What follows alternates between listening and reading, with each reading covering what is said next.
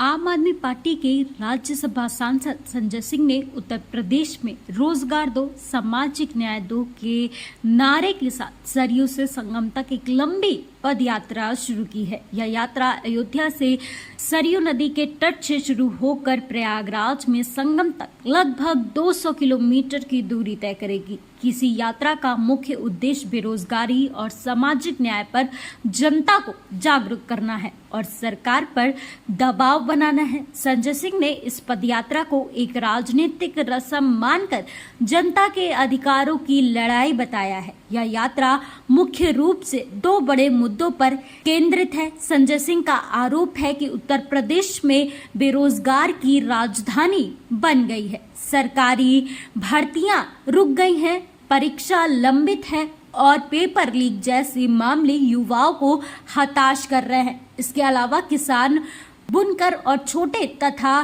कुटीर उद्योग से जुड़े लोगों की आर्थिक संकट और रोजगार में अभाव से जुड़ रहे हैं। उन्होंने ये भी कहा है कि बुलडोजर सिर्फ अपराधियों पर नहीं बल्कि किसानों और छोटे दुकानदारों की रोजी रोटी पर भी चल रहा है। यह यात्रा प्रदेश की राजधानी में आम आदमी पार्टी के कदम मजबूती से जमाने और जनता के असली मुद्दों को लेकर मैदान में उतरने की एक बड़ी कोशिश मानी जा रही है। इसी कड़ी में सांसद संजय सिंह ने कहा कि देश किसी बाबा के नारे से नहीं बल्कि बाबा साहब के संविधान से चलेगा।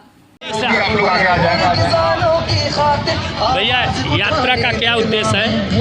देखिए, ये रोजगार दो, सामाजिक न्याय दो यात्रा है। आज उत्तर प्रदेश बेरोजगारी की मार से कराह रहा है।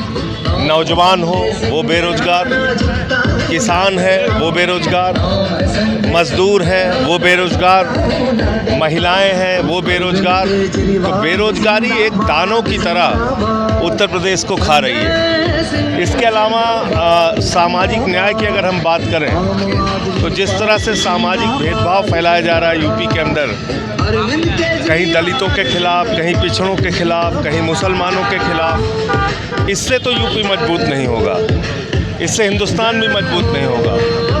और नफ़रत से तो एक परिवार आगे नहीं बढ़ सकता, देश और राज्य तो बहुत बड़ी चीज़ है। तो इसलिए नफ़रत की बुनियाद पे जो हिंदुस्तान को बनाने की कोशिश बीजेपी कर रही है, उसके खिलाफ भी ये यात्रा है। दो बड़े सवालों को लेकर यात्रा है। सर, कल अब ये उत्तर प्रदेश के उप मुख्यमंत्री ब्रजेश पाठक का भी सुल्तानपुर में दौरा हुआ। क्या वो लोग बताते हैं कि आपकी यात्रा को देखते हुए रखा गया? नहीं, मुझे लगता है उनका कार्यक्रम पहले से तय है और उसी के आधार पे अलग अलग जिलों में उनके नेता इस वक्त जा रहे हैं और वैसा ही कार्यक्रम डिप्टी सीएम का भी यहाँ पे लगा था, मुझे जो जानकारी है। आपके द्वारा किसानों और जो वंचित हैं उनके लिए क्या सोचा गया है? देखिए, किसान को उसके फसल का दाम नहीं मिलता। आज कृषि जो है वो घाटे का सौदा हो गई है। कृषि की लागत मूल्य, चाहे वो खाद हो, बीज हो, मजदूरी हो, डीजल हो, ये सब इतना महंगा हो गया है कि कृषि का जो उत्पादन है वो महंगा होता है और फसल का जो दाम मिलता है, एमएसपी जो मिलती है वो बहुत कम मिलती है। तो इसलिए जो फसल का दोगुना दाम और 50% मुनाफा देने की बात कही गई है, उसको पूरा करना चाहिए सरकार को। सर, ये अभी जैसे सुल्तानपुर का जो जिला अस्पताल था उसको मेडिकल कॉलेज में बदला गया। नहीं, वहाँ बहुत सारी चीज़ों का अभाव है। मैंने तो दिखाया था कि कागज़ पे एक्सरे हो रहा है।